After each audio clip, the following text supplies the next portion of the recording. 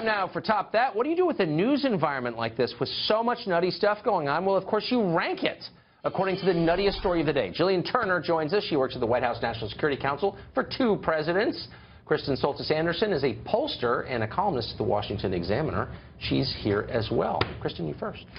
So if you went to sleep last night before midnight, you may have woken up to discover the news that Donald Trump tweeted with a typo. And yet this has dominated much of the news coverage for the day.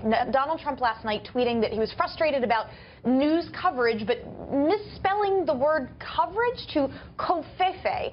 By the time I woke up this morning and tuned into the news, Covfefe was trending on Twitter. And throughout most of the day, there were, in fact, some serious news outlets wondering what was the mystery behind the word Covfefe. Was it some kind of secret to Trump's administration? Was it a policy code word? What does this mean?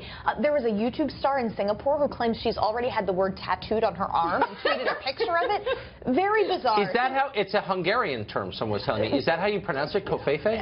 So I think the AP has had to come up with a sort of style guide pronunciation. I believe before I came on, I wanted to do my homework. Covfefe was the translation of the tweet. It is one of the nuttiest things I've ever seen in my life. I don't know. The other great thing is overnight, the Merriam-Webster Urban Dictionary, you know, they have an urban version of their dictionary for more slang terms that get it. They already added it. It took like an hour. Normally, but it's definitely Covfefe. I mean, I don't want to embarrass myself at dinner after the show. I believe Covfefe. You're safe going with that throwing it in the percents. I love it.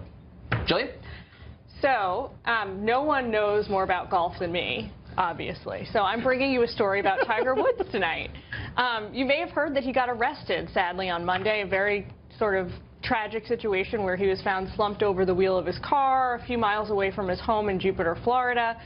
Police pulled him out of the car. He wasn't really able to walk.